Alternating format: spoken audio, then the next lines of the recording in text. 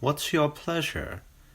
This is the question that a strange antique dealer asks Frank in the beginning of Hellraiser. This is also the question that the internet asks you every time you log on. Frank is purchasing a puzzle box known as the lament configuration. If you've seen the movie, you know that by solving this puzzle box, you enter into a world of demons.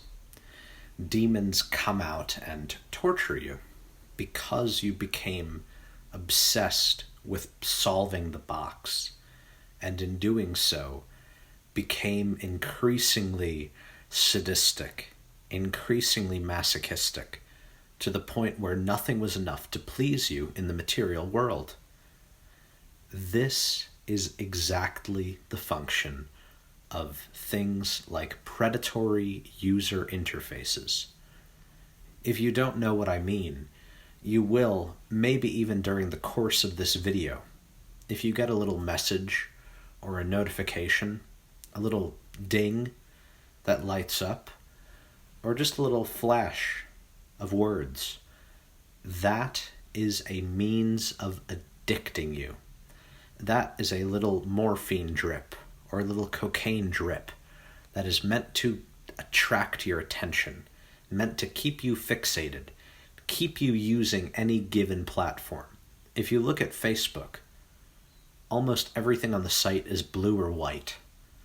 There's one exception, and that is notifications or messages, which are bright red. They are the one exception, because they are the thing that excites you the most. And this is true of nearly every other social media website. And of course, games have their own versions of this. These are all tools to keep you addicted, to keep you fixated, to keep you obsessed, just like the lament configuration is made to obsess people. But there's another really important point, which is that the lament configuration is just one kind of puzzle. It's indicated in later films and comics that everybody has their own personal puzzle, their own personal game. And if you solve it, if you become obsessed, you will get dragged down to hell as well. This is the case of algorithms.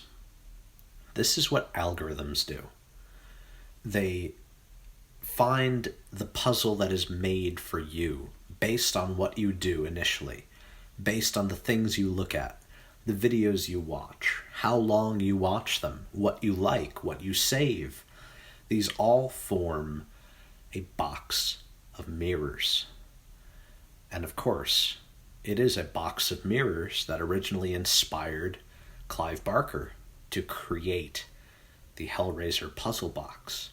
That was called the Devil's Toy Box, which is a set of mirrors all facing each other, endlessly reflecting.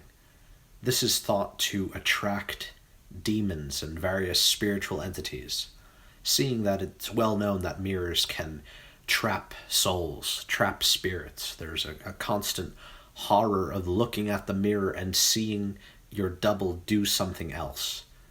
There's also countless stories like Bloody Mary, or even Black Mirror scrying that John Dee did and that I've talked about often, that phone screens and computer screens function as black mirrors.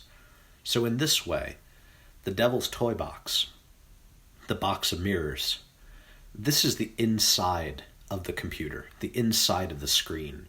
You're looking at one edge and you are getting boxed in. You are being boxed in by the algorithms until everything you look at is a mirror made to reflect your own biases, your own desires, your own vision of the world. This also relates to another great horror comic by Junji Ito, which is The Enigma of Amigara Fault. It's very famous for the line like, "This hole was made for me. This is my hole."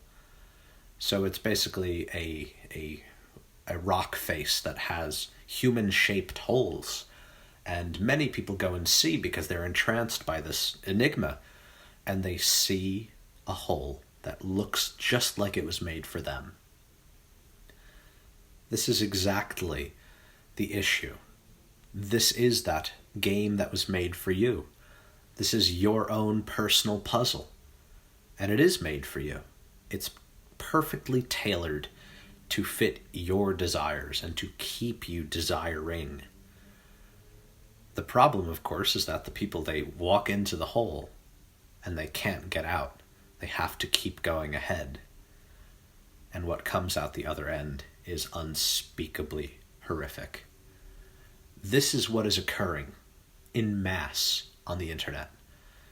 People enter into a hole that is shaped like them, and these algorithmic formulas continuously drive them ahead, making them more and more isolated and more perverse, with the illusion that they are interacting with reality, or that they are interacting with the whole of the internet.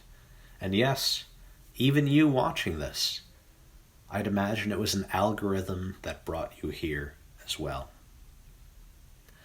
Every popular ideology on the internet, every popular philosophy on the internet is a product of this horrific obsession.